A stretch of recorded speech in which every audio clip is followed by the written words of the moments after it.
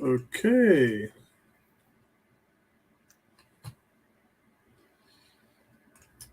Okay, what's going on, everybody? Welcome to you guys in the chat. What's happening, everybody? How you all doing? This is our preview of Arsenal versus Fulham, and we're going to talk a little bit transfer news. So let's go into the transfer update now. Let me just type this in here. Update. Here we go. Let's go into the transfer update first, and then we'll talk about Arsenal versus Fulham. First of all, I'd like to welcome Miomis, who's out there in Canada. And of course, he misses quite a few of our live games and everything else. So it's always good to catch up with him and get an update on his thoughts. And if you guys are not subscribed to his channel, please subscribe as soon as possible and support my guy. What's going on, Miomis? I'm good. I'm loving. I'm loving life out here in Canada. Loving what Arsenal are doing on the pitch.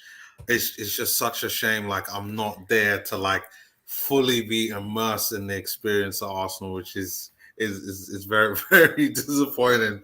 But it's a beautiful thing. Yeah, very very very beautiful. It's a beautiful thing, and this has been happening from last season, where the connection between the fans and the team has just been absolutely fantastic. I said last season, I've been a season ticket holder since the Emirates Stadium opened, and I said last season that that was the best year that I've ever had at the stadium as a fan. And there's been some really good years, like 2011 was great. Obviously, when it opened, it was great. But last season just topped it off in terms of just the players, the team, the manager just giving back to the fans. You just felt connected. You felt that the players resonated with you. Do you think that like it was kind of obviously the year before, the COVID year, being in with that like really added to that as well? Because last season was the first season where everyone was really back in the stadium from day one, right? Yeah, I it was, but I think it's more than that. I think because I think the way it plays out is that we would have known from previous years that the way that they did things, the understanding of their stance, of the business model, and just their ambition. Yeah, we would have known where we were from there. But now the fans are feeling like the team is ambitious. That we've spent more money than any other team in 3 of the last 4 transfer windows. That's bonkers. And obviously, we've heard that that UEFA is going to be investigating us, but that's because, and it's not us. I think Arsenal fans have taken that in a very personal way. But what they're actually saying is that we're under investigation with another 20 clubs, and that doesn't mean you're in trouble or you're going to get fined or anything like that. What it means is you've spent an awful lot of money. We need to have a look at your books to see whether you're spending within your means. That's all it means. No one's in trouble. No one's getting taken to court. It isn't like what happened to PSG, not like what happened to Man City, where they got caught with their emails. It's nothing like that. This is just, you guys are spending a lot of money. We need to know where it's coming from. And once that is done, and all the paperwork is shown and everything is done, it's good. And what we have to remember is there's 2 things here. One, Arsenal generates 144 million at the gates every season. That was not there in COVID. And now that's back again. That had a big part to play in our transfer kitty and things like that. The second thing is, and this is the most important, Arsenal have gone from the 2nd and 3rd highest wage bill in the league to number 8. Our wage bill has dropped considerably just because of the fact that we've got rid of all of those deadwood players, and our business model is now refined. It's it's operating costs versus budget, and those have always been out of sync. And now they've brought the levels so much under that even if we didn't make Europe, which we didn't last season, we're, as a club we're floating heavily and we're floating nicely.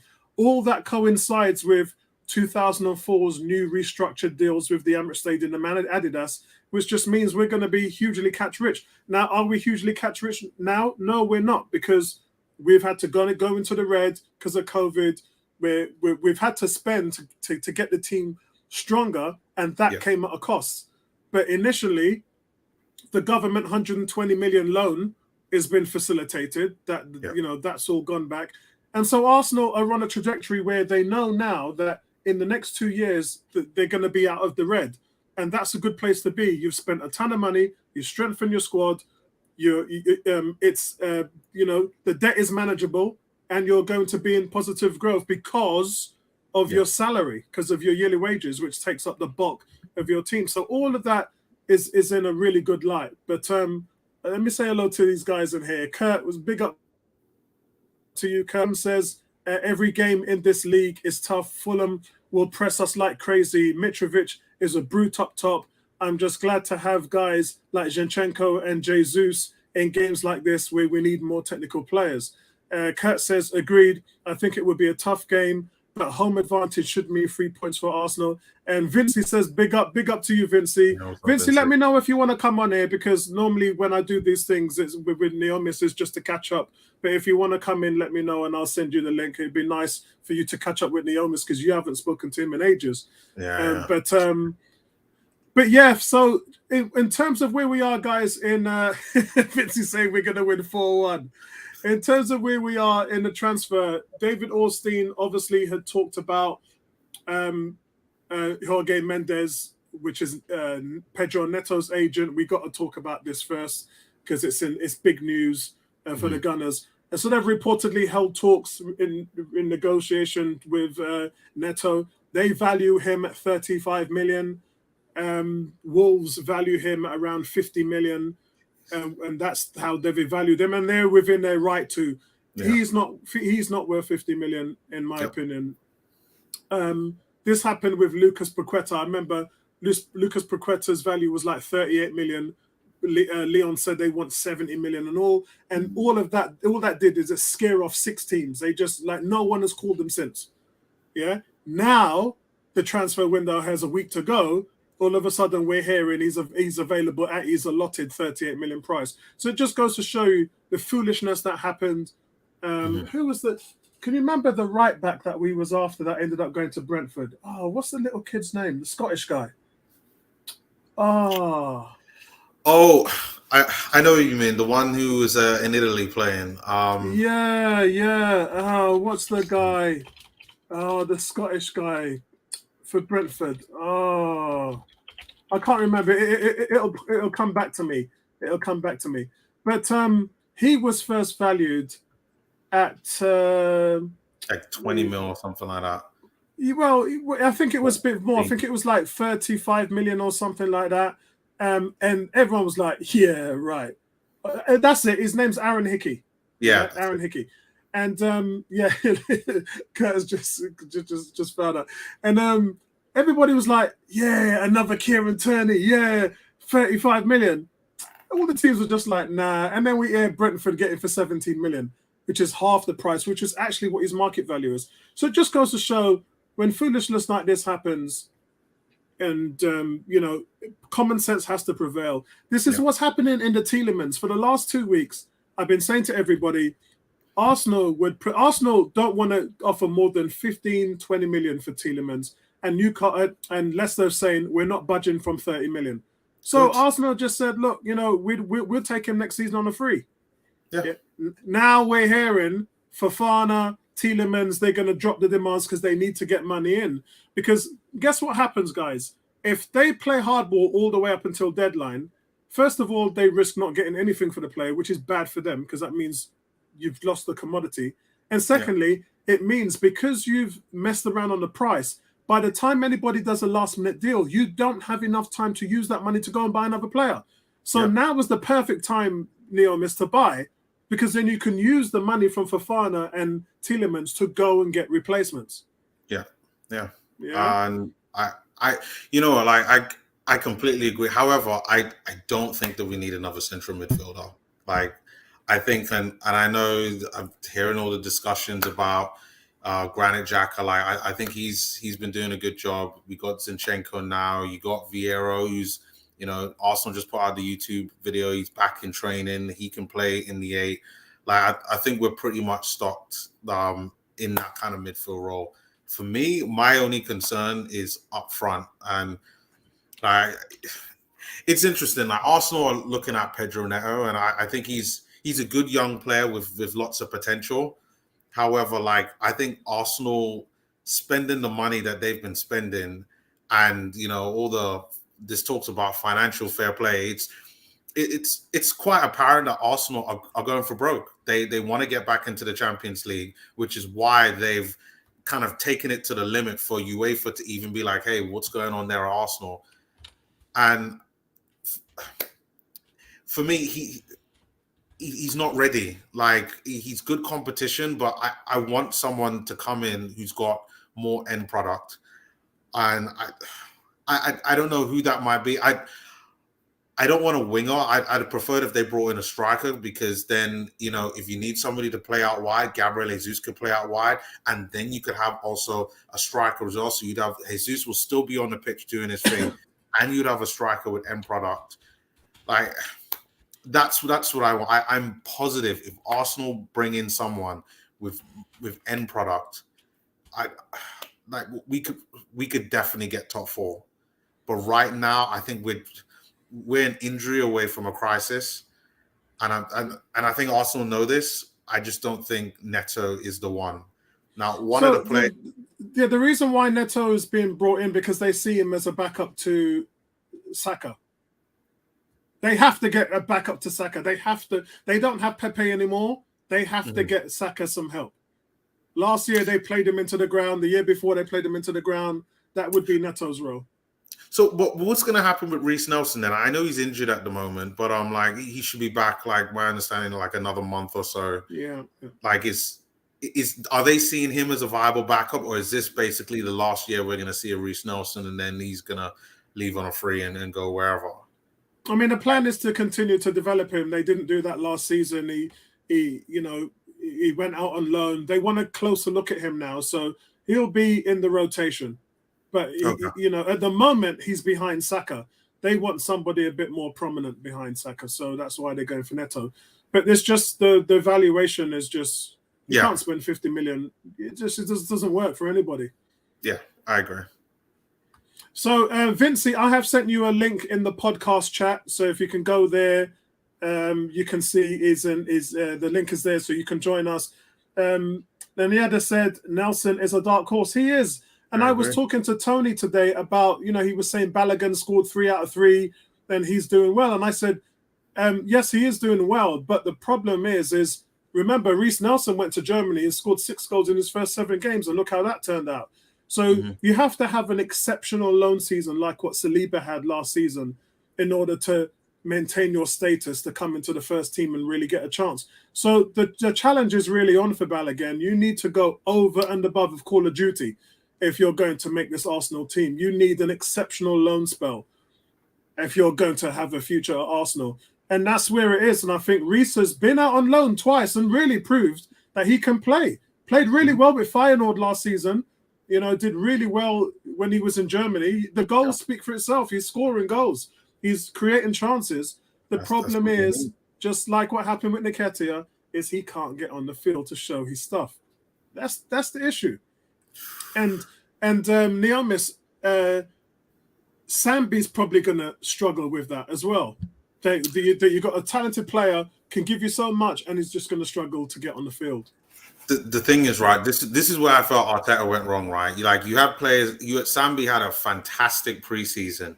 Like, that should have been followed up. Like, listen, don't get me wrong. Like, Xhaka has done well from the first part of the season, but continue with Sambi. Like, let's see what he can do. Like, especially these first 10 games. Like, for me, there's probably only 1, maybe 2 teams in these first 10 that is like, going to be toughish games. Like give him time to, see what he can do. And if he doesn't perform, then bring on Xhaka or whoever else to replace him. So I feel a bit sorry for Sambi, but I mean, he's shown in the preseason that he's capable.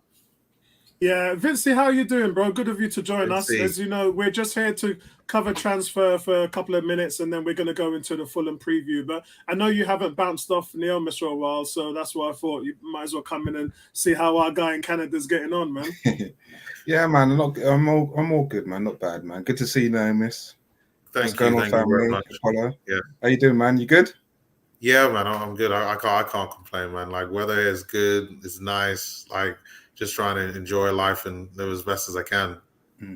Does it feel different watching Arsenal or during a Yes. Premiership season being in Yes. in a different country?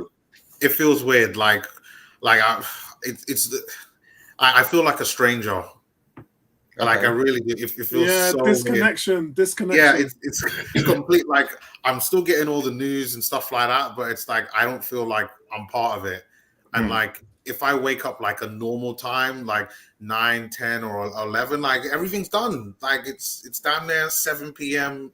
like UK time. Like it's all done. Wow. And if it's a day that I have like work, like by the time I even get home to watch anything, it's the next day. Like Wow. it's over. So what's your schedule like on Saturday? Obviously it's a home game, so I think Tony will be streaming it then. I'll be at the So stadium.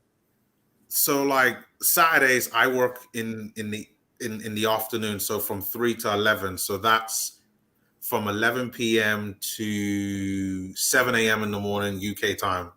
Wow.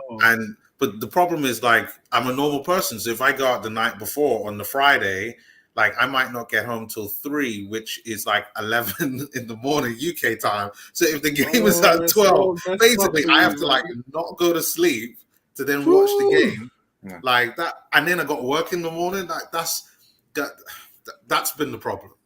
So Have you found any? Have you found any Arsenal fans within the area?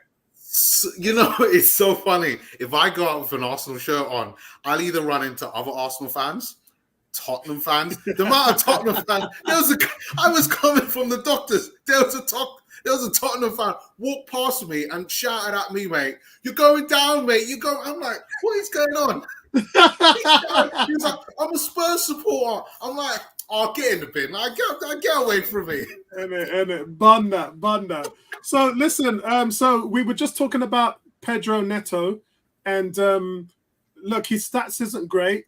5 goals, 5 assists, but I think his creativity numbers are really there. His XGs and his expected assists is 0.22. All of those numbers are really good. It shows that he's attacking, but the team he plays for, unfortunately, isn't the best at scoring goals. They're top 2, top 3 defense in the league is Wolves, but they just don't have the offensive output. So the thought process with Arteta is that him coming to a team like Arsenal would really, really light him up. He's 22 years old. In terms of, he's made 76 league appearances. So we know Saka's been the second youngest player to make it to 100 appearances behind our Cesc Fabregas. But Neto's already been used on the left and the right for Wolves. I know when they played Spurs a couple of weeks back, he was used there. So versatility is something that Arteta loves in a player. But you had your thoughts on him, Neil Miss. Vincey, what's your thoughts on Pedro Neto? He's a talent, but he's coming off a serious injury. And for me, I think I just heard the tail end of what Naomis was saying about some of the other young players that we've had at the club that hopefully have the opportunity to kick on this season would add with their continuity. And I think that will always be hanging over Arteta, where, yes, we want him to bring his players in, but he's got young players at the club and they're not having the opportunity. And some of them are probably just as good in their ability, or they've actually performed for Arsenal well in the past, but not used now. And I think we're at this crossroads where I think it's only going to be time is going to allow us to see whether this matures into a masterstroke where if he does bring in a Neto, we can look after him from an injury perspective, because you know how us as a team, we have very talented players and they get injury prone and we don't look after them. That's something that we need to be mindful of if we're buying somebody who's just coming back off a serious injury. So it's tough. I mean, it's interesting we're having this discussion on a day when Pepe's gone out on loan to Nice. Is it Nice? Yeah, we're going to talk about that next. Yeah. So it's like, am I motivated by Neto? No. I just think we're just at a crossroads right now with this team where we can see so many players that can make a difference to this Arsenal team and kick on. And when I say kick on to really challenge for the league. But is it the right time in the plans for Arteta to do that? Is it a case where we've got young players like Sambi, utilize him? You know, we've got, you mentioned Nelson. Yes, he's got a bad injury. It's how we allow the young players that we have right now in the squad who have had an impact. Smith Rowe, last season, great season. He's going to come back. So when we go out and buy these type of players, how do they develop this season on limited game? It's a conundrum that a manager has to navigate. And I think as fans sometimes we can get a bit impatient with that. Yeah, that's a nice problem to have, and that's what every manager at the top level has to deal with. And we haven't had to deal with that because we've just had a thin squad full of deadwood players who have now gone, and now you can see he's building the team in his image. And when you look at some of the guys on the bench, like you've got at the moment, let's talk about at the moment, you've got a Tierney on the bench, Sambi on the bench, Smith Rowe on the bench, Tomiyasu's on the bench, Fabio Vieira is on the bench, Eddie Nketiah is on the bench, El Nene is on the bench. So you know you've got a plethora. This isn't just a couple of guys. Like remember, at the back end of last season, we were seeing all Hutchinson and them academy guys trying to fill the bench because we didn't have a bench, and we drained the life out of what little players we had in the squad throughout the rest of the season. But when you look at the squad now, and they're still building on it, we can still see a Neto come in. We could see a Tielemans come in. Kurt says he likes Cody Gakpo, and Man United are in pole position. I'm hearing his agents flying in tomorrow to speak to them. But you know, you look at where Arsenal are now. That's just building a squad to challenge for the title. And Arsenal kind of, some may say we fell short last season, but last season we were never meant to be in the top four in terms of our development. And now, like, this is the season that we was projected in our 3-year plan. And I know Arteta signed an extension because now they can see it coming to fruition. And then, so this is the season to make the Champions League. And then after that is like to challenge for the title. But this could be the season that we're challenging for the title. So everything seems to be kind of pushing a little bit forward. Vinci. Oh, you're on mute. You're on mute. Sorry, yeah, I've said this before with the setup of the team. The setup determines who we go out and play, who we go out and acquire to improve the team. Now, we've got Saka, we've got Martinelli on the left. We did have Pepe, but we've sent him out on loan. But I think the problem we have, our formation dictates, and the rigidness in the way how Arteta wants to move the ball, our formation would dictate the caliber of player that we want on that wing. And if you're looking for an upgrade in Saka to challenge him, that player is going to demand money, serious money, and game time. So that kind of throws up a huge conundrum where if we're looking at those players to replace what Saka does or replace what Pepe does and what Martinelli is doing right now, then where else in the team is that not coming from? And I think if we had it coming from other areas in a team, then maybe we can then develop a Sambi where other players are actually chipping in and scoring goals. So we're not spending a huge amount of money. And I think that's where Arsenal, the problem we are right now, where we've been depleted as a club, but to get that high quality and to kick in, you know, Arteta's rigid in his formation. And a lot of people here are talking about. First of all, let me say hello to African Gunner. Good to see you, bro. Good to see you all. Leander says that Nelson is the dark horse.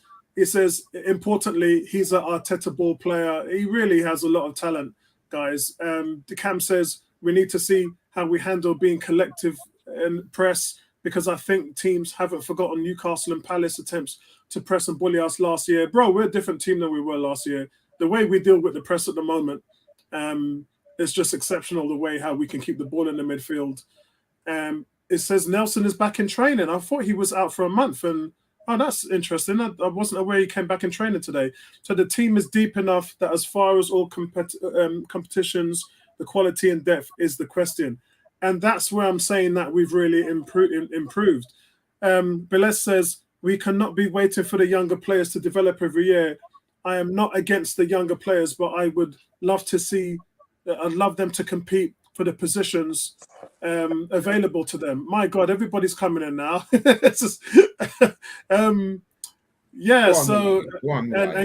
And Kurt's saying, I think United's preference is Anthony over. United's preference is everybody at the moment. They're just trying to get everybody because United are just Brock, man. United are Brock. So, guys, let's talk about Pepe. So it's official. Nice have taken Pepe on a loan deal with no option to buy, which means the year after, Pepe will have 1 year left on his deal and still be an Arsenal player.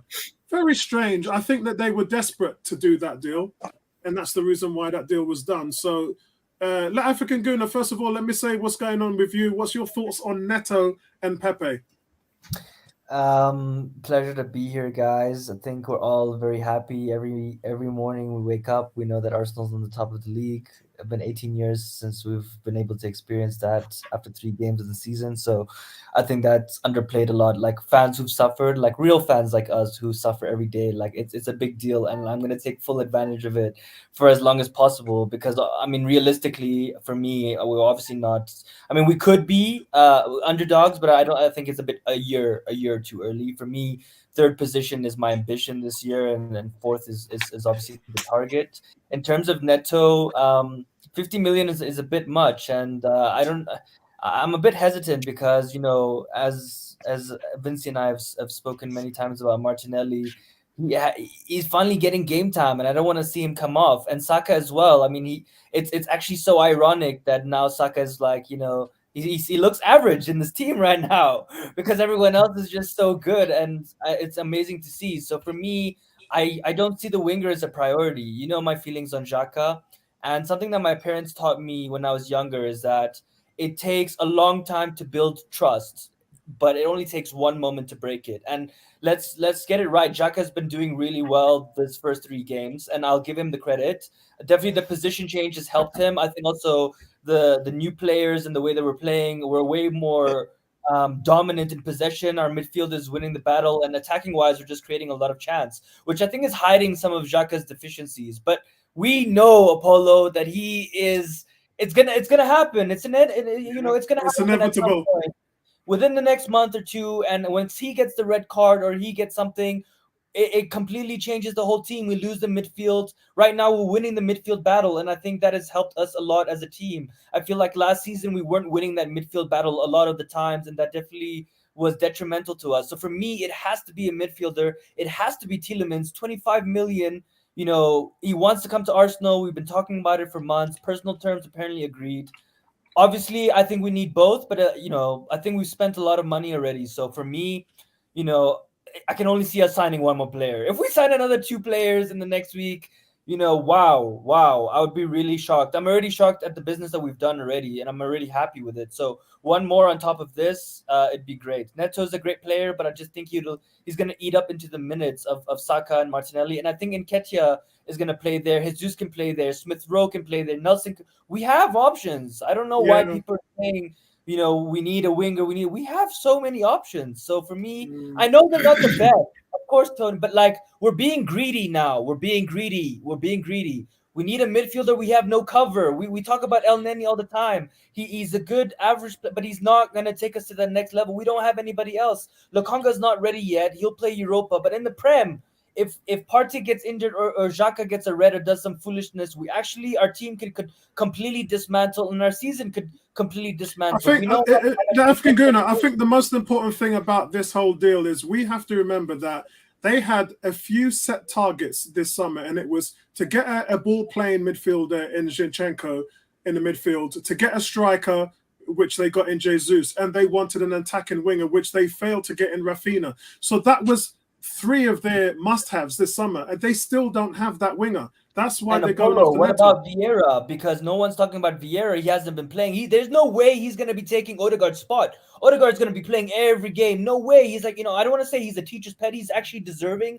his spot right now. So it's not only about they've been playing him on the right in the under 21s. And he's looked okay, to be honest. One game. He didn't impress me too much. But they played him there. So and they were sitting all in the stands, Arteta and the guys. So they want to have a look at him, because if the worst case scenario comes where they don't sign a player, and that could possibly happen, then that means that Fabio Vieira slots in there and helps Saka, because you cannot do what you've done to Saka over the last 2 seasons and playing him into the ground. You can't do that again. So Apollo, would you consider that if Arsenal did go out and buy Rafinha, Arteta probably would have played Rafinha on one flank, Saka on the other flank, and Martinelli would be sitting on the bench again? Yeah. Would you be happy as a fan with that choice? Yeah, looking at how Martinelli right now is playing, would you be happy with that? Can I address that? Can I address that one, Apollo? Yeah, go on. I can't see, Tone, why that becomes an issue, because look at Man City, who have got Foden, Grealish, Mahrez, Bernardo Silva, all capable of playing in exactly the same position on the pitch. If you want to compete at the top,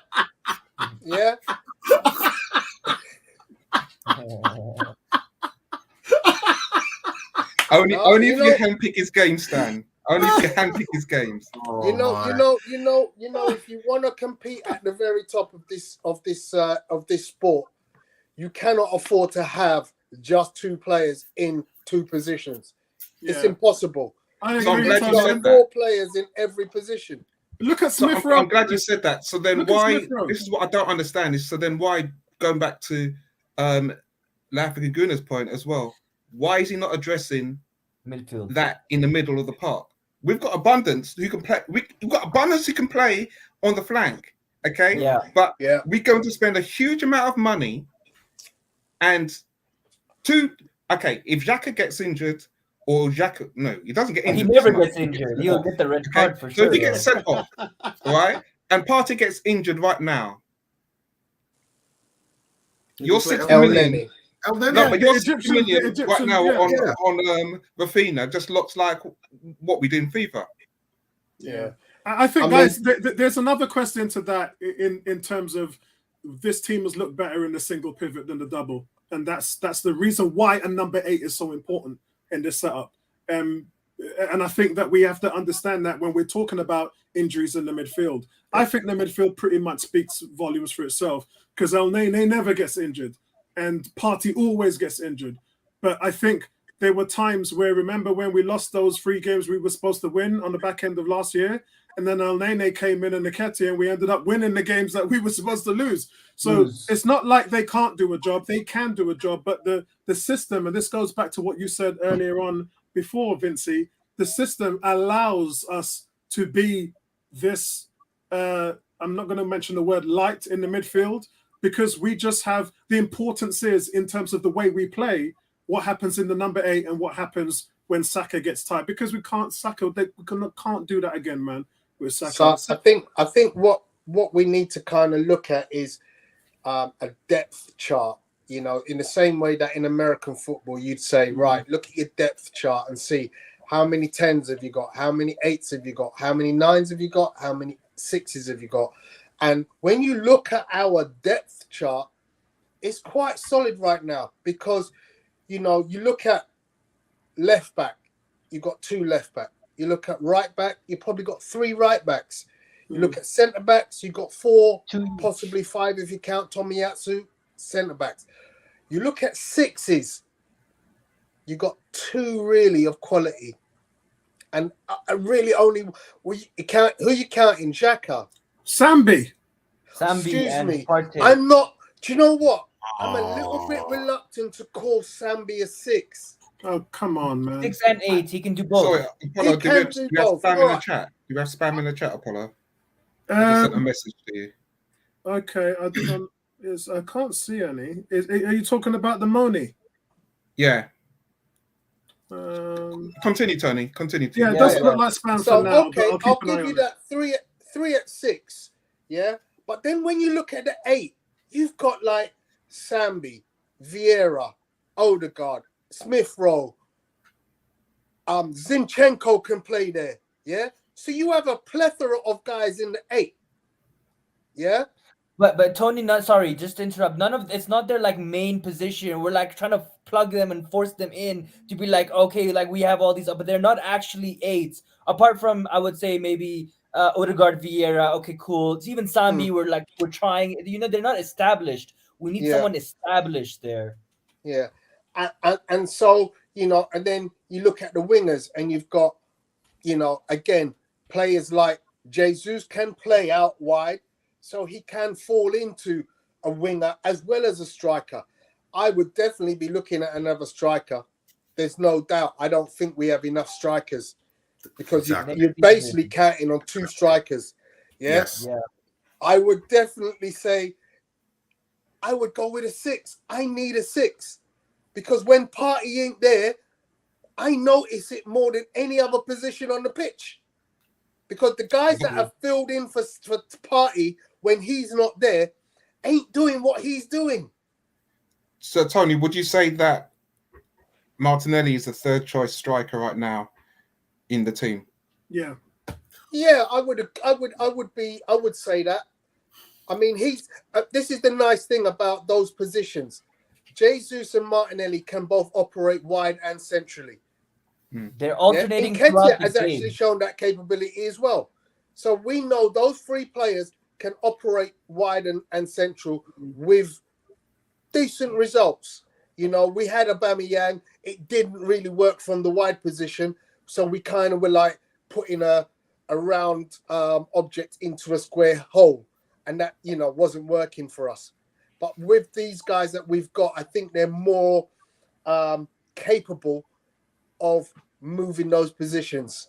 And it was interesting that, you know, look, watching All or Nothing revealed more to me these last 3 episodes about Eddie Nketiah and the fact that, you know what, he's being coached into being able to play across those 3 positions. Agreed. So, guys, who hasn't had their say on Neto and Pepe yet? Tony. I haven't said anything on Pepe, but I'll go after someone else. Maybe Neomis has. Tony hasn't said anything about Yeah, Neto. I think he just came on. Yeah, Tony. Tony's feeling what I'm feeling right now, man, because that's my boy Pepe. Tony, man, look. At the end of the day, it's a desperate move from the team. He'll probably come back next summer because, funny enough, I heard the initial agreement. I told you guys last week. The negotiations was that they were going to pay 25% of the salary, which was around 35 grand. It turns out now that they're paying. Arsenal was supposed to be paying 25% of the salary. Okay. Yeah, so which was around 35k. Now Arsenal are only paying 25 grand a week in the salary. So Nice has pretty much picked up the whole tab, and that's the reason why there's. But with these things, I must stress that there's normally a loan fee. There's no loan fee in there, so he's just gone, and so that's the reason why for Nice they'll just work it easily into the matrix of what they're paying out. But the fact that there's no option to buy at the end of it is frustrating, because it just means we're going to be in the same situation as we are next summer. And as for me, guys, as you know, my frustration is that we're still paying off for the player. Yeah. And that's what's frustrating. Next year is the last payment that goes to Lille. But to know this is happening, and I know they didn't buy him. It was Sanelli and the other guys and whatever. But it's so frustrating that we're still having to pay for a player. It's like when you get married and then you get divorced and you're still paying off for your wedding. You know, it's just one of those. Yeah, it's just one of those things. Yeah. It's very frustrating. But at the end of the day, I think he's going to go there and thrive, because when he plays, he always scores. He's going to kill that league. He's going to absolutely run rampant on that league. So fair play to him. But what's your thoughts? I think Pepe will strive. I think the problem, again, those who hold something over Arteta, is the fact that he hasn't been able to develop Pepe into, or find a system to get the best out of him. Even though he's been productive, he's going to go away on loan and he's going to come back with a year left on the contract. It's like as if we've just cancelled his contract, and we're looking to go out and buy a player with his same attributes and ability. So it's, these are the things where it's sad for me as a club that we're looking, and as you said, we're still paying off his transfer, but we're looking to go out and buy somebody with the same ability. It's frustrating. It's frustrating. It is. Cam has just said Pepe Apollo always says he's the most talented player. Yes, and I stand by that. And what's just happened here is I look into Pepe's eyes sometimes and I don't see anything. And I've been watching reruns of All or Nothing Arsenal while I'm sitting here, waiting to get this show up and running tonight. I just sit in it and listening to Arteta when he's talking about he wants to see people practice as they play. He wants to see that hunger on the pitch. He says there's some people that come into practice and they want to be here, and there's other people that are coming in to practice and it's just like, oh, it's a job and I can't wait to get home. And that's what frustrates him, because he wants to see the fire in the players' bellies and the fire in their eyes when they're practicing. Because if you have that fire in practice, that means you're going to have it on the field on the weekend. So I totally get that with Arteta. And some games where we saw Nottingham Forest was one last year in the FA Cup when we got knocked out, where he said they didn't have a good practice, they wasn't hungry, and they translated that straight onto the pitch and got beaten. So when he talks like that, I always think about Pepe, because I never see Pepe play with any fire in his heart, with any passion. You never see him angry. You never see him. Walcott was kind of the same way, but then as Walcott got older, you started to see a little mean streak in him. But I never saw that with Pepe. And I'm Pepe biggest. I love Pepe, man. But for me, I can see, and now I can kind of understand why Arteta just didn't play him, because he just didn't see the intensity in the player. And that's frustrating, because Pepe gave you everything that you could ever ask for. He even backtracked and played defense as well. Tony. Yeah, so, very well, I'm a great lover of Pepe. And, to say that he never showed it in training kind of doesn't stack up right, because we get to see a lot of footage. We do. We see footage of Pepe hitting perlers, delivering dimes on a sixpence. We get to see him running as much as anybody else. It's not like, the training footage is happening and Pepe's sulking on the sideline.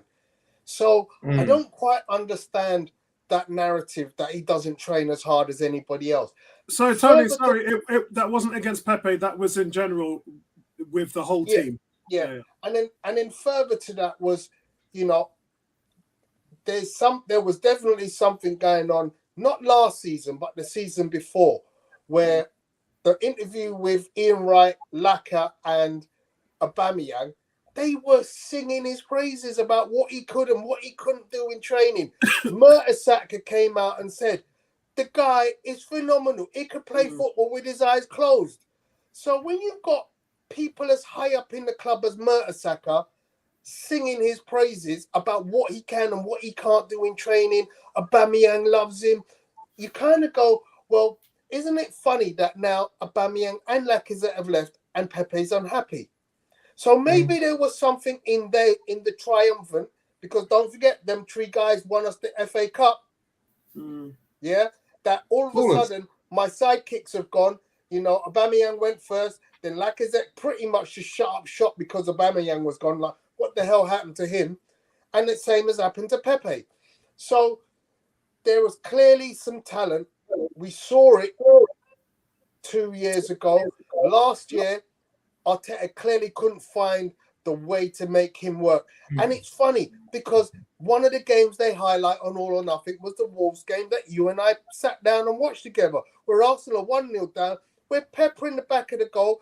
He brings on Nketiah and Pepe at the same time. And what happens? Nketiah feeds Pepe for the equaliser. Boom. That's my guy. You and me were over the moon when we saw that, because we were like, yes, that's our guy. You know what frustrated me as well is the only game that people have to remember. Last season, we lost our first 3 games. Our 4th game was against Norwich. Yeah.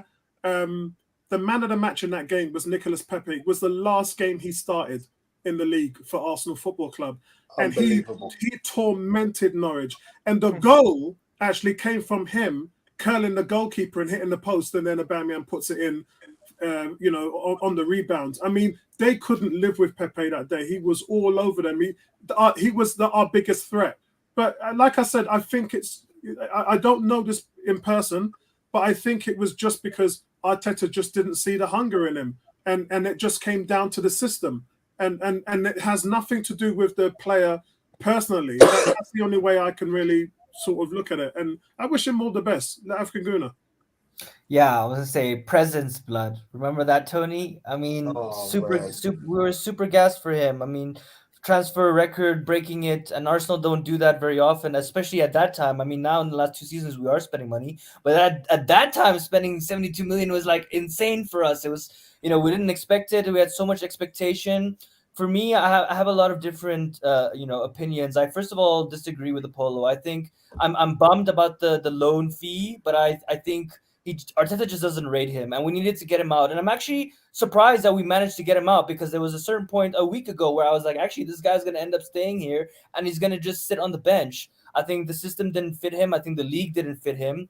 And ultimately, as you said, like once the French boys, it's kind of like the Ozil, Socrates, Mustafi vibe, right? Once one of them went, it was a domino effect, and it kind of feels the same here. And I see this only as a positive for Arsenal, because if he does well in France, it's going to increase his value. There's no way when he comes back next year, he's not coming back into this team. When he comes back next year, he's going to be sold. So either he's going to be sold for the same price that we probably could have gotten for him now that we didn't manage to get all window, or he's going to have a really great season and we'll be able to maybe get 40 mil instead of losing losing 20, 30 million on him, right? So I only see it as a good thing. I think this team has moved on for him. I wish him the best of luck. I think he must have lost a lot of confidence. I don't think he's going to reach the same heights as he did, when we signed him from France. I think he will be better than he has been, because he hasn't been playing at all. So anything that he does now is going to be seen as, oh, wow, Pepe's actually really good. And also, I mean, the French league, you can't compare to the Premier League, right? So he's expected to do better there. But for me, I'm just happy that Arsenal actually are managing to get all these guys out. Bellerin is next. He's playing his cards tight with Arsenal. He thinks that he has the leverage and that Arsenal is just going to cancel his contract in the last 72 hours. And Maitland-Niles, if we can get him to West Ham or Leicester, any of these teams for 10, 15 million, those are the next 2 key moves. And then bringing in a midfielder and winger. And it's an 11 out of 10 window for me if we do that. And guys, you have to remember, we've just taken 140 grand a week was Pepe's salary. The salary, the wage cap just keeps going lower and lower and lower and lower, and they've really done a great job in managing it. Neomis, final thoughts about Pepe? I think this is a great thing for me. I was never a Pepe fan. I never liked the fact that we spent 72 million on an unproven Premier League player that never played in the Premier League. I do think he is talented, but for me, he is a one-dimensional player. But I think if you play to his strengths, you will get the best out of him. And I just think that Arteta has just kind of refused to adapt his style to get the best out of Pepe. So it's the best for both sides. I felt sorry for Pepe all last season. The guy deserved to get far more chances, and as you saw in the Wolves game, he could have been more of value. Maybe he should have played more centrally, because I mean that's where the goal came from with Nketiah out wide. Maybe we should have played on the left, but there was a way to get the best out of Pepe. I just don't think that Arteta was just I think he wanted a more flexible and fluid player, and I don't think that Pepe. I don't think he was willing to adapt to Pepe, and that's what I think it's both their faults. It's Arteta's fault and Pepe's fault. I think it's just one of the mismatch. I feel like Arteta didn't want to develop him, but also he wasn't physical enough. He didn't do the defending. Yes, after a while he started. I think he did. Yeah. I mean, in the beginning, he just doesn't fit the bill. I mean, he just doesn't fit the system. And as talented as he is, there was just no way that he was gonna, be a starter over Saka, who's a star boy, England international, academy player. Just unfortunate for him. So, guys, really, let me just do a checklist to see if there's anything else we've missed in the transfer update before we talk about Fulham. So I have 100% record with the prediction, right? Who else? Me and Bertram. We'll bang on right now. I just looked at that. There's actually, I think there's 3 of you. I think I've got them all right as well. Yeah, that's right. Yeah, so we're getting there. Big shout out to all of you guys. 40 of you watching on YouTube. 30 watching on Twitter. What's going on with you guys? So, guys, it's Arsenal versus Fulham, and where are we? Here we are. And we've got Jared Gilbert, I think, is going to be the referee. Michael Oliver, who's the guy who's going to the World Cup, is actually going to be on VAR duty. Guys, this isn't going to be an easy game, is it? Lies, Apollo. Don't sugarcoat it. We're going to smash them. 4-0. 4-0. Well, I guess 4-0. I said, okay. Remember when we were doing our predictions and I was saying 3-0, 4-0, and you were. Wow. I saw your predictions. It wasn't as good as mine, and you thought I was crazy, and I knew it. I could tell. We did the business well this summer. It's the first time in ages that Arsenal has been prepared, and we actually have ballers. Jesus is way better than I thought he was. I think he's way better than anyone thought he was.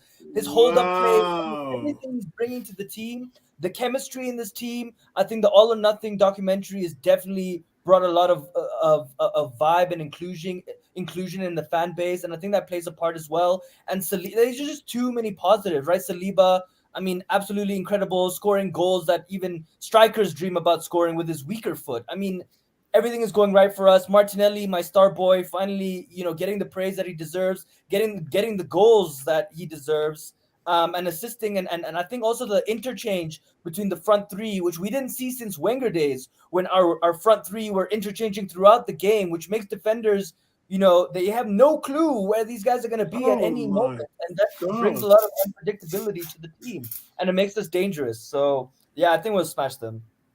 Wow, so the African Guna, you sounded like some Liverpool fans that I was talking to in week 1 before they played Fulham. And I was talking to Simon, who's a Brentford fan, before they was playing Fulham, and they ended up getting spanked. This is the Premier League, my friend. Look what Leeds did. Yeah, but look at how we played against Crystal Palace, and look at what they did at Liverpool. No, don't doubt us. We are back. We are back. There's no humbleness in his voice whatsoever. Did you see the Chelsea Leeds game last week, bro? Yeah, but Chelsea's chump, man. Look at their team. They got nothing. Arsenal is on the rise. We have young talent that are hungry, and we have a team and a structure. We have everything. Like, we have chemistry. No respect for the league, African Guna. No respect for the league. 4-0. I respect the league, but I know my team, and I know the league is 4-0. Look, Leander's saying 5-0, 18 is saying 6-0. What on earth is going? Guys, I think the question should be asked based on what you're just saying is, why do you think it's not going to be that way based on the way how we're playing? Playing exactly, because it's not about us. It's the Premier League. We're home. We're home. No, we're home. We're home. Yeah. Why do you think? Why do you think it's going to be a difficult game? Forget the Premier League, because we know it's the Premier League. Why do you think it's going to be a difficult game? Because it's the Premier League, and no game is easy. No, it's that simple. No game is easy. Yeah, of course, I have a lot of respect for this league. no team is a pushover. This season must have told you that in so many different ways. Hello, no Look one at said that they're a Liverpool. pushover. Arsenal is just that good. It's not that any team is a pushover. I just think we're just that much better than these teams right now. We used to Wow. spank these teams in the past under Wenger, and we're getting back to those days under Arteta, where we're gonna score 4 or 5 goals against these mediocre teams, and we'll struggle against the bigger teams. We'll compete. But I wouldn't be as confident if we were playing a Chelsea or United or one of the bigger teams. A West Ham, I would even say maybe 2-0. But Fulham, Brighton, all these guys, 3-4-0 every time. Wow, what? I think Oh, sometimes wait, Apollo, can I get this right? Did we beat Bournemouth at Bournemouth 3-0? Yes. Right. So would that be what you would consider a comfortable win? Oh yes, easily. Right. So we beat Bournemouth at Bournemouth comfortably. Yeah. Why would we not beat Fulham at Arsenal comfortably? I don't think there'll be any problems with us beating Fulham. Comfortably then? Maybe not comfortably. Maybe not. The game is going to be done in the first half. Come on. Yeah. Come on. Look, man. Guys, 3-1. Guys, But guys. so when you say comfortably, look at the Leicester game. Yeah, we won 4-2. Yeah, they got 2 goals. Yeah, but we were all over them. Yes, that's right. Yes. Dominating. So we could, as Lafaguna, he says 4-0. I say 4-1. Wow. The nature of how the game could go. We take our chance. We're a team right now that we create chances and we are taking chances.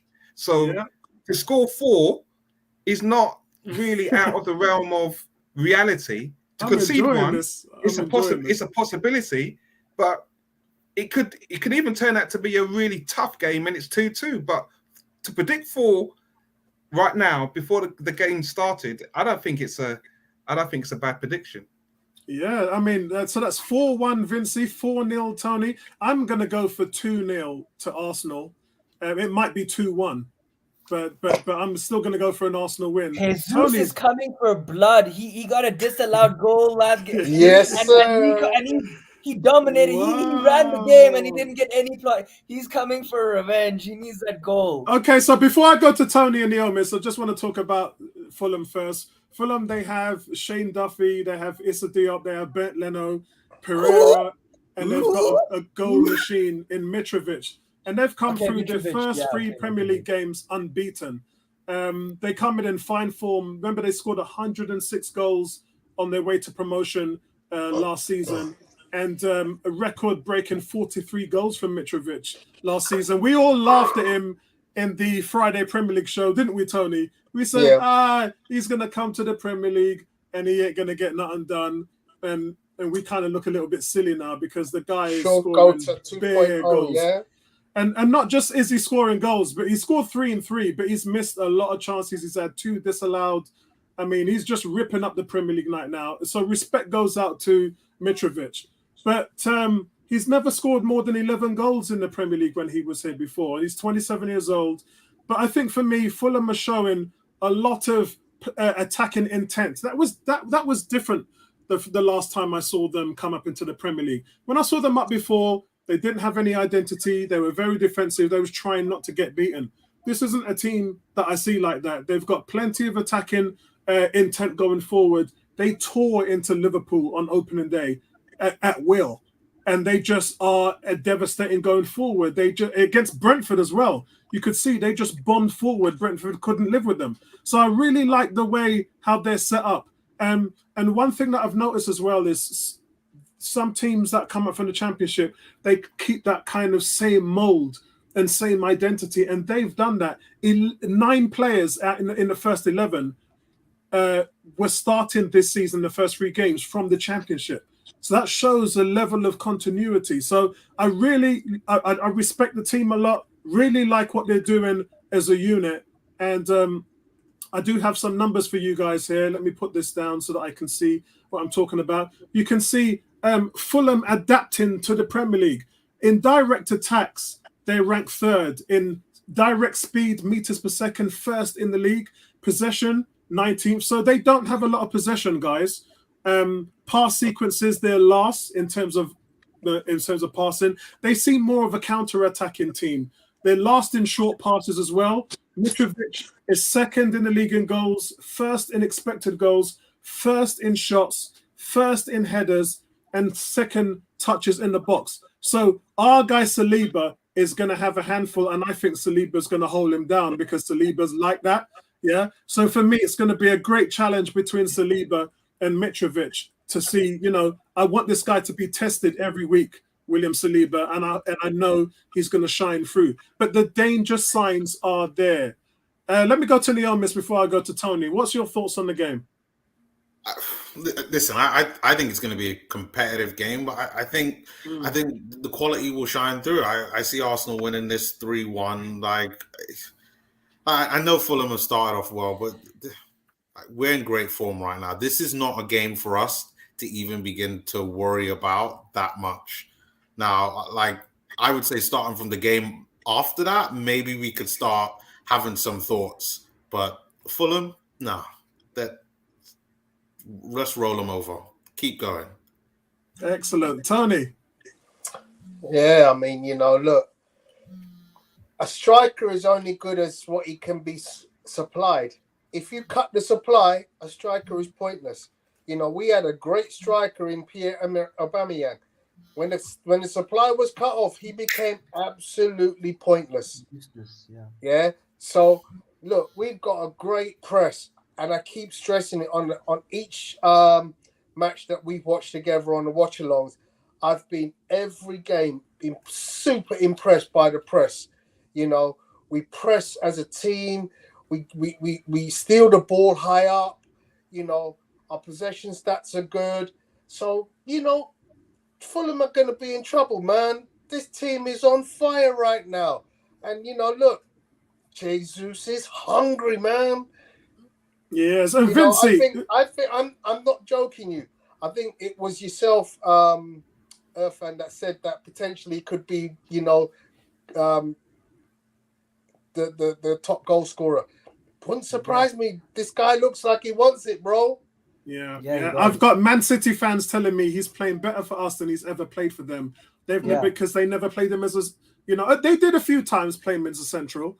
They switched a lot of things around. They had times when Sterling would be point man, Mahrez would be. They really mixed a lot of things around, and that's the reason why I talk about Nketiah and Martinelli also doing the same thing. Because guys, in the second half last week, Jesus was hanging out on the left a lot, and then you saw guys interchanging, running into the middle, really confused our opponents, and that's what happens when you have multiple versatility at the front end. But before I go to get Vince's thoughts as well, I just want to say that we have to understand continuity has been a big thing with this team so far. It's not the 3 games that we've had the same team sheet. The last 2 games in preseason also had the same team sheet. We were saying in preseason, didn't we, guys? We all sat here, we said, this is going to be the team that's going to start the season. And we were right. So that's 5 games. It's not 3 games. It's 5 games where these guys are playing together as a unit, as a team, and they're starting to bounce off each other. And again, forget the scoreline. Yeah, let's go, Vincey Tone. Forget the scoreline. It's the performance. The performance is what's surprising every single person. Phil Foden came out today, was saying, look, man, I'm going to watch All or Nothing because I want to see what's going on behind the scenes with this team because they are balling. That's coming from a Man City player, Phil Foden. It's the bookies now have slashed Arsenal's chances now in terms of finishing second. They think Arsenal are going to finish second. That's nuts. The bookies think Arsenal are going to finish runners-up. So it's not just 1 or 2 people. Everybody can see it, and it's the performance Vieira and that is Salah making as the well. difference. Vieira said we are title challengers, and Salah also said that to watch out for Arsenal. They're going to be challenging. And it's a wonderful thing. And the last thing I've got to say before I go to Vincey is a lot of this ambition stamp coming forward is because of them just showing the intent to succeed with their plan, this process that they put in place. Daniel Ek, I haven't heard the guy's name in 6 months. Yeah, the guy who undervalued. Arsenal's worth $3.4 billion. He come in with a bid of 1.8. That's nearly half the amount that Arsenal's worth. You telling me that you're serious to be an owner of Arsenal when you're coming in with half of the value of the club, and no one's heard your name in 6 months? Where? Yeah, because these guys right now are doing the thing. Josh Kroenke, bro. Josh Kroenke is getting it done. People talking about David Dean. Josh Kroenke is the man who's getting it done. He wants results. Edu is starting to make a name for himself. Never been a technical director before. He's putting himself on the map. And Arteta, 2.5 years in the job, and now people are starting to look at him with huge respect because Arteta ball is real. Vincey. I just want to touch on what you just said there. I think I want to give credit to Daniel Ek. I want to give credit to our Invincibles because I do believe that bid was a wake-up call for Arsenal Football Club. I don't think we'll be here where we are right now at the speed where we are if that bid didn't go through. Because, yes, they undervalued the club, but they made them know, actually, do you know what? We're tired of this foolishness that's been going on for so long. And there needed to be a response. And the right response has come. So I think we can look at it in many ways. But right now, Kroenke's doing the business. Edu, I'm going to say nothing about him because he's invincible. He's a gargon. And Arteta, he's getting the guys playing ball and buying into his system. So, yeah, we needed to move in the right direction. In regards to Fulham, when I say 4-1, 4-1 doesn't mean it's going to be a walkover. But Mitrovic will get his goal. And I do believe that this is probably going to be the hardest test right now for Saliba because he's not going to face somebody who's quicker than him. He's going to face somebody who in the air is probably stronger than him. And his late runs, when they put the ball up there, it's how Saliba reads. When we talk about, the Premiership, this is the typical Premiership type of match where the ball's going to be up in the air. How's Saliba going to read it? And it's down to Gabriel and Saliba to decide how they work in that tandem. I do believe Fulham are going to use pace to get behind us. And if we start well and take our chances, that gives us the platform to go on and kick through. And Fulham leave spaces behind them. Look at that. If you watch that Liverpool game, yeah, it should never have ended 2-2. Even though as good Fulham were, Liverpool had chances. So I'm confident that Arsenal will figure it out. I'm confident that Arsenal will create chances. I don't think Fulham have enough defensively to stifle us. My concern is if we don't perform well in front of goal, we make the game harder. So, I'm 9 goals in 3 games, Tony. Don't forget 9 goals in 3. We've scored, and that's 9 what I'm saying. In 3 games already. Yeah, so it's a London derby. So I'm looking and thinking, okay, we're going to go into this, and we should be going into this. Hey, we're the top team in London. We're on form. We're creating chances. We're going to capitalize. We do those things. I've got no fear in a 4-1 victory. But Mitrovic is going to be a handful when they put the ball up in corners, and I'm interested to see how Saliba is going to do it. But I've got no fear in Saliba. Mitrovic in the air, he's a handful for anybody. Yeah, he is. You got to give him credit for that. And even if he does score, I don't think it's going to be a. Right now, he's in the purple patch of his career. Right now, so if he scores, it's not the end of the world. Yeah, I think I'm just confident that we're just able to outscore, and that's something that we weren't talking about last season. We were struggling so much to even create even a half chance, and now I'm just so comfortable that even if they score, it's like, okay, so what? We can score another 2 or another 3. So yeah, I mean, and I think in the first 3 games, I was kind of like you, Vinci. I was always like 3-1, 4. I always thought we would concede 1, but after watching the way that we've been playing defensively with Saliba and Ben White at right back, people don't give him a lot of praise, but yeah, I mean, Ben White has been playing really, really well. I love Tomiyasu, and I think Tomiyasu is a better right back than Ben White, but I think Ben White is a better all-round player than Tomiyasu. And I keep Ben White at right back, and Zinchenko is just fitting the system perfectly. So I actually see no one shall pass. Exactly. I don't see any goals going in. We saw how Ramsdale was reacting in the documentary when even a goal went in. And I'm sure this entire week they know that Fulham's danger man is Mitrovic. They're definitely planning on how to isolate him out of the game. Because if you isolate him out, you know, and I think Tony mentioned this, the way we're pressing, like the team, it's not just one man, it's coached. It's something we've been talking about for like 5, 6, 7 years. We were always saying, like, what is Wenger doing? He's just letting these guys go out and play with no tactics, but giving now up space. you can see the team pressing as a team. We know exactly what we're doing. And to the point where we watch. corner a team and they just have to kick the ball out back to us because there's nothing they can do. And I think that's what we're going to do to Fulham. And I don't see Mitrovic actually getting that many chances or even a sniff of the ball because we're just going to dominate possession. He might get maybe 1 or 2 chances, but I'm not fearing him. I just want to say, hold on, Tony. Cam says we'll press like crazy, and Mitrovic is a brute up top. I'm glad that we have guys like Zinchenko and Jesus in as we needed more technical players.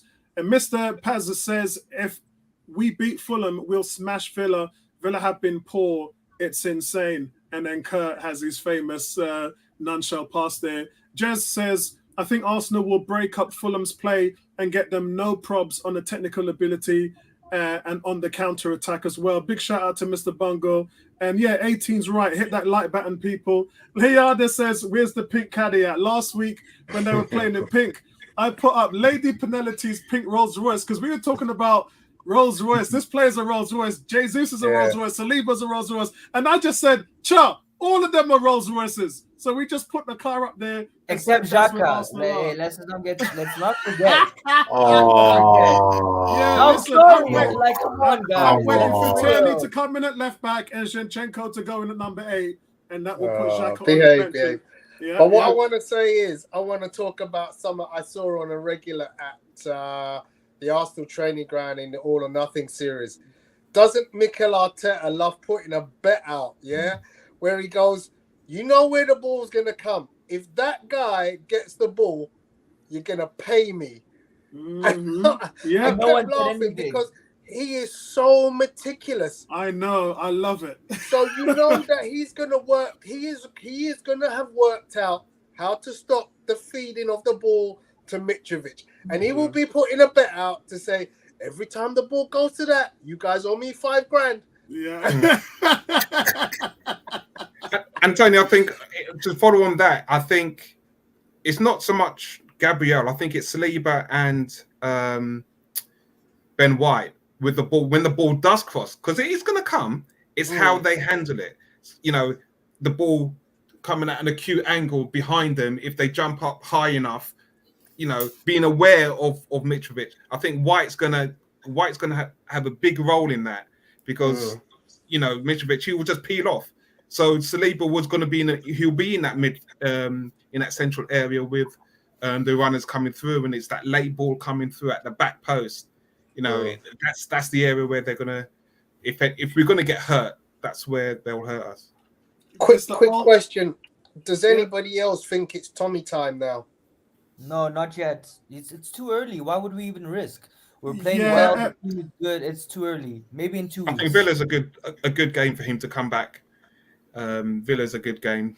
Yeah, I don't think there's any need to rush anybody back at the moment because Tierney and Tomiyasu and Thomas Partey to extent, but Partey's doing well at the moment. But they're just so injury prone. I wouldn't rush anybody back. I'd give them as much time as they need to get their heads together.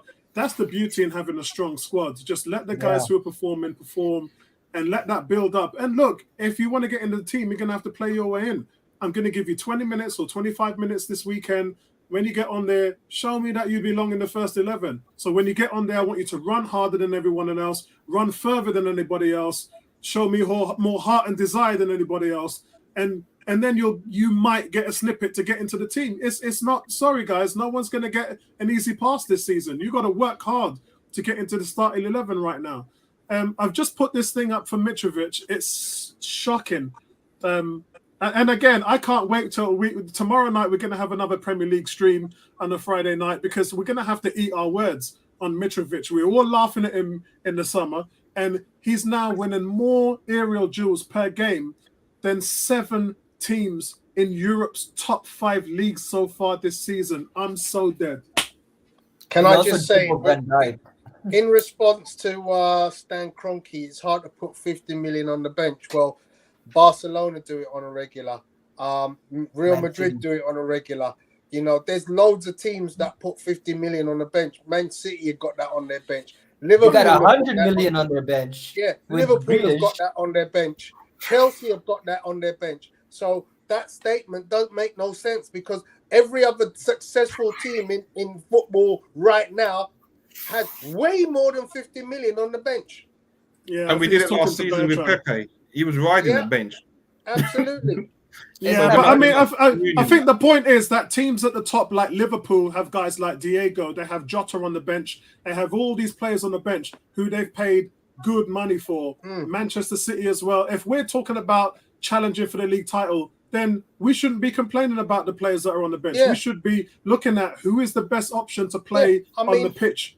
Look at All or Nothing. Every week we saw Nkwonkwo, we saw Miguel Aziz, we saw what's the Hutchinson. kid that went to Chelsea, Amari Hutchinson. Hutchinson, yeah. I was like amazed And at how Salah many as games well. I kept seeing him on the bench and thinking to myself, he's that close to the first team.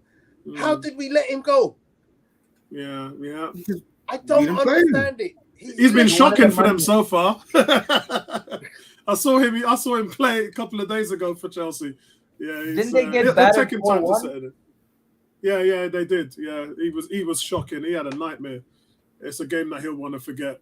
But I think, guys, that the level here at Arsenal has just compounded upwards. I mean, the expert, and this is all down to Arteta. His level. Do you remember last season when I said to you guys, his level is there, and we're down here, and he ain't coming down to our level.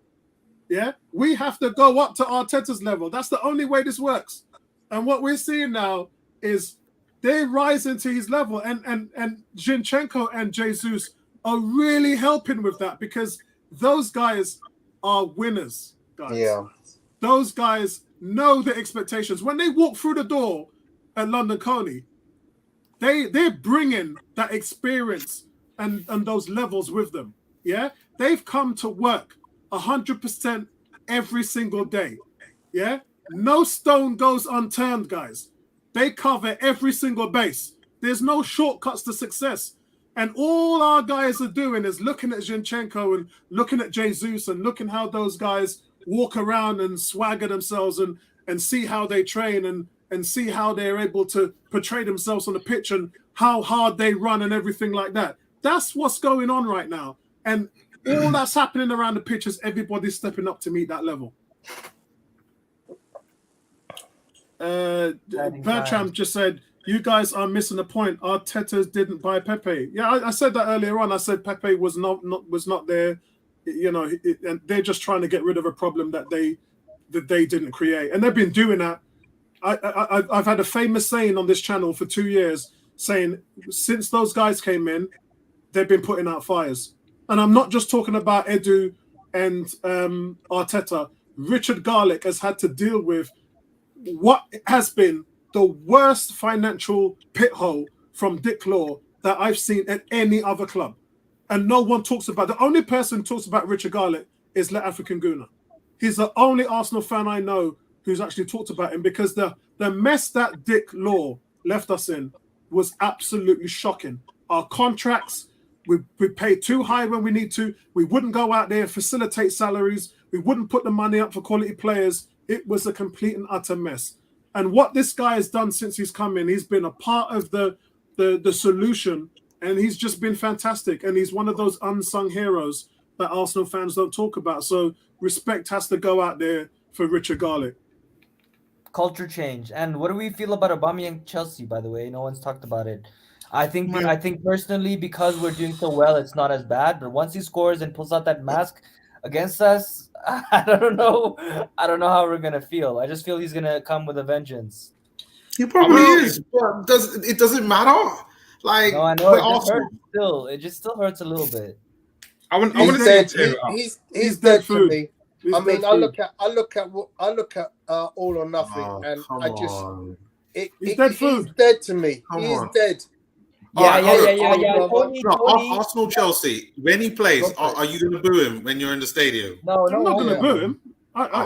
He Look, doesn't I think, even deserve that. He's not worthy of. yeah, a he boo. doesn't No, deserve that. Tony, we only heard Arteta's side of the story. I'm gonna be fair. We didn't hear Aubameyang's side of the story. I'm not defending him. I'm just saying we've only seen one side of the story, and I know Yeah, we expect look, more from him. But I think it's quite clear that Mikel Arteta gave his non-negotiables, yeah, and Arteta and Aubameyang just ran the hell out of those. yeah.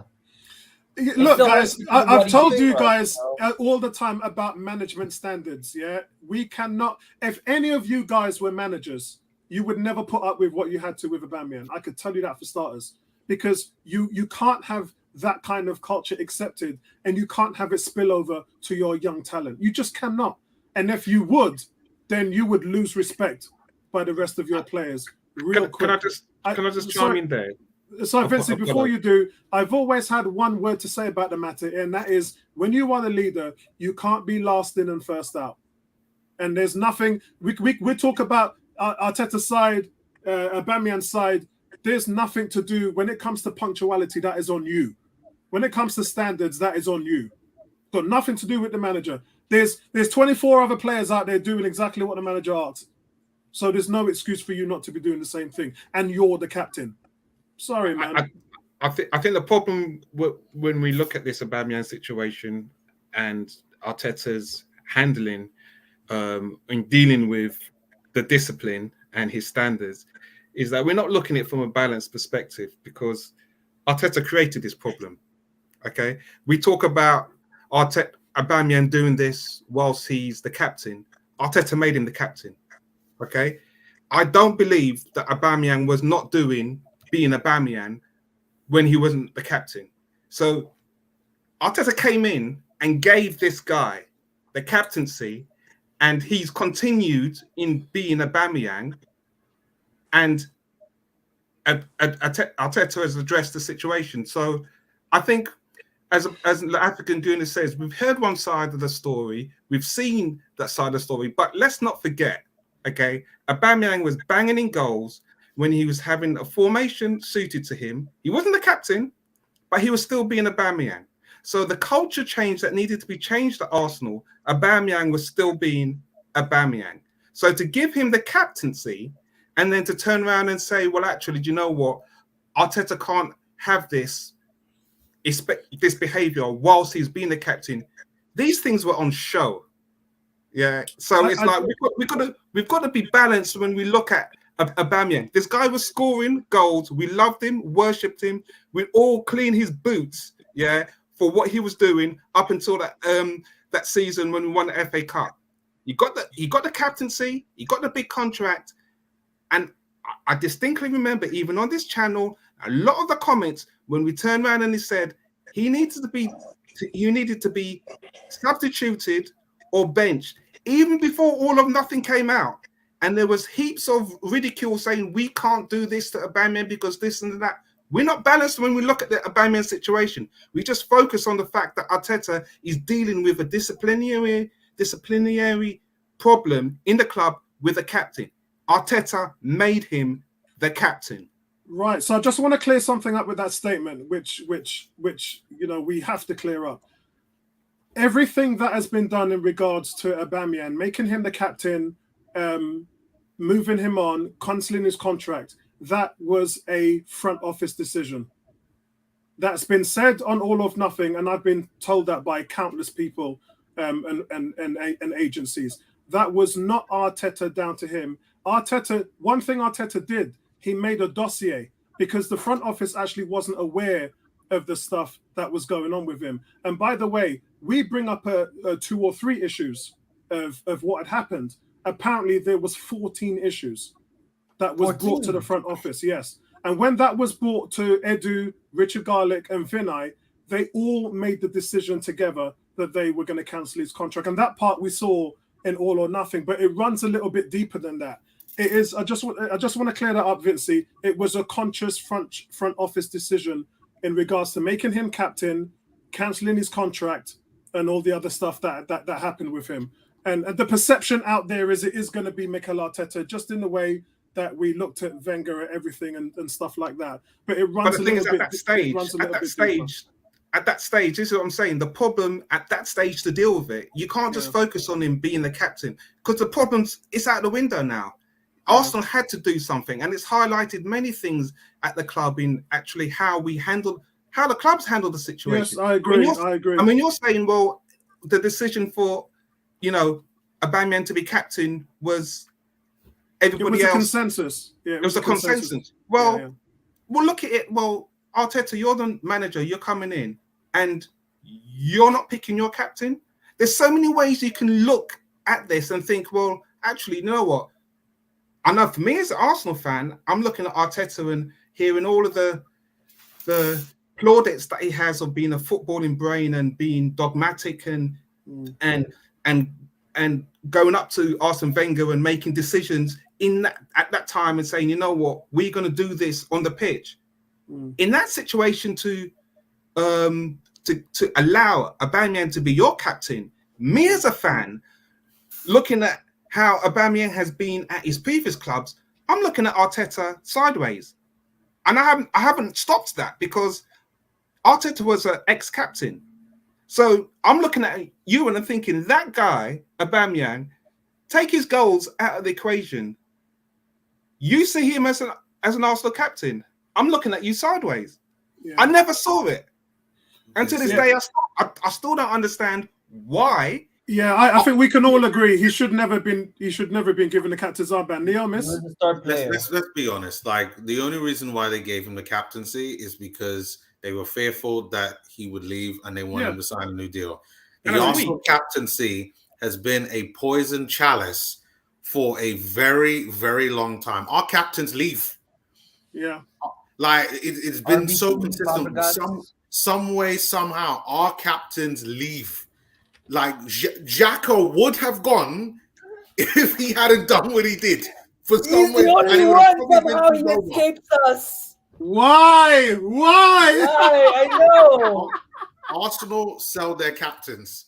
That's why, like, when I see Arsenal have someone as their captain, it almost doesn't matter, because I know at some point over the next 18 months, we're going to sell him. So, like, Odegaard's the captain now. Don't be surprised if Odegaard has a world-class season and Real Madrid come in for him and buy him. No. I think just letting you know that. No, we've changed, Neomis. None of that crap anymore. I don't know. We just talked about the new standards that Arteta has placed and everyone having to rise to it. There's no way. There's no coming back down now. He set the bar. This is the bar now. Performances, the way the club has run, everything. This is the bar now, and we can't go below this, because now we've seen it, we've tasted it, we know you can do it, so there's no excuse anymore, right? And I think that's great. I really hope you're right. No, I don't agree with that, Andrew. I don't agree with that, Andrew, at all. I think Arteta would still be here, because the front office, everybody bought into that 3-year project. They were going to do it regardless, because so much had to. I think sometimes Arsenal fans forget how bad things was when Emery got sacked. The stadium was half full. There was no hope whatsoever. We had the second highest salary in the league. Players were getting overpaid and underperforming. It was bad. The things was bad, and they needed a plan. And that's what 18 says.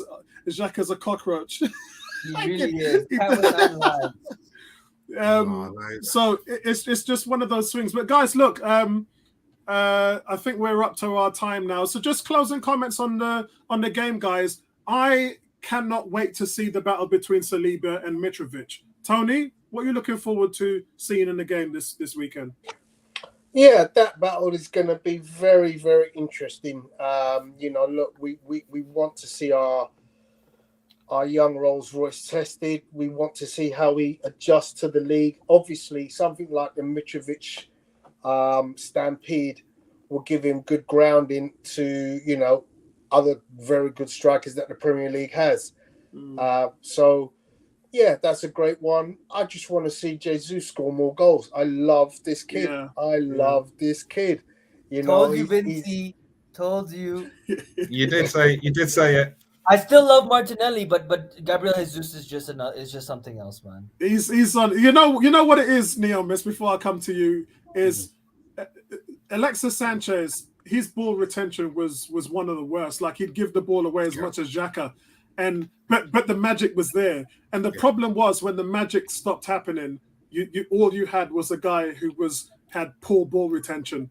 Jesus is as good as player with the ball at his feet as any I've seen on a forward line in the Premier League. So you match that with the magic of Alexis Sanchez, and you've just got a guy who's box office.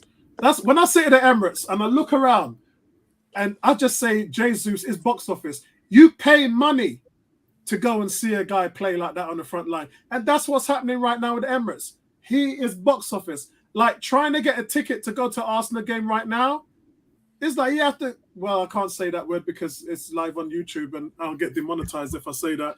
But you have to do something drastic to get a ticket these days to go to the Emirates. It's madness right now how the level has just jumped up. And I hope he stays injury-free. And Mr. Morty says Fulham will win 2-1. That means that 3-2. That means the 3's got to be the other way around. Lenetia says, thanks for the stream. Neomis, any last thoughts?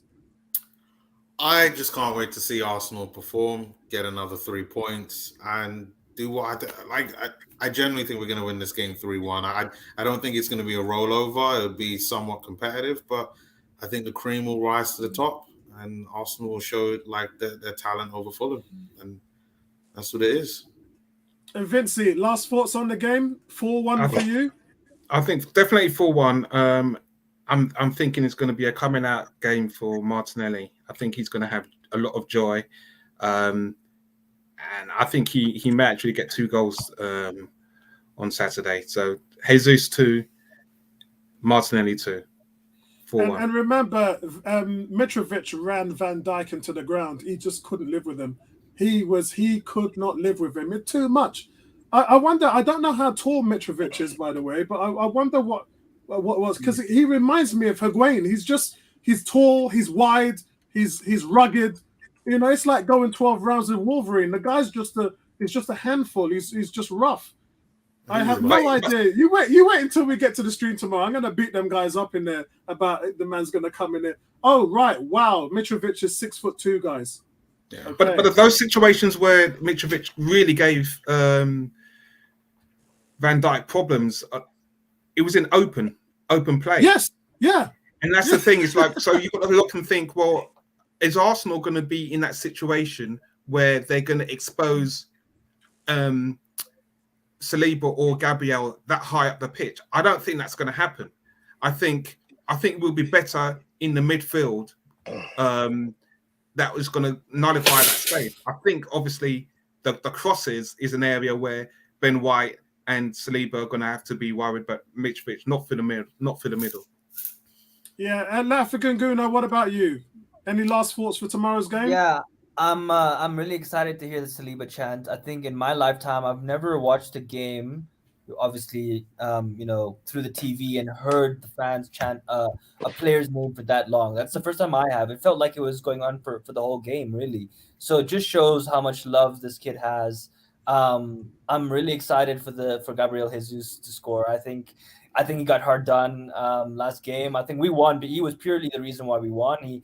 He contributed to both of those first 2 goals. And for me, I think he's just going to be hungry. In terms of what Vincey said, Martinelli's already come out, man. What are you talking about? He's been on fire these first 3 games. No, with goals, with actual goals. He's got 2 goals. In the last 2 games, bro. I know, but that's 1 goal. Like, today he's going to be on Saturday 2 goals in the game. That's what I'm saying. 2 goals. I think he's going to get 1. I think Jesus is going to get 2, and I think Saka's going to come to the party and finally get his goal because he's been quiet. And I think it's going to be an absolute rollover. I'm super excited. I'm not fearful at all, and it's a joy to be an Arsenal fan again.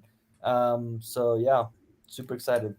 Excellent. So, guys, thank you for coming. Guys, 60 people watching this stream on YouTube, 52 people watching on Twitter. So we've had over 700 people watch the stream tonight. So big shout out to all of you guys. Subscribe to the channel. Make sure you hit that like button. And guys, I'll be at the Emirates on Saturday. I think Tony's doing a stream. You doing a stream for the game, Tony? Saturday? Yeah. Yes, he is. So join us there. And guys, we'll catch you in the next one, man. Peace out, everybody. Take care, guys. Listen, guys. Excellent.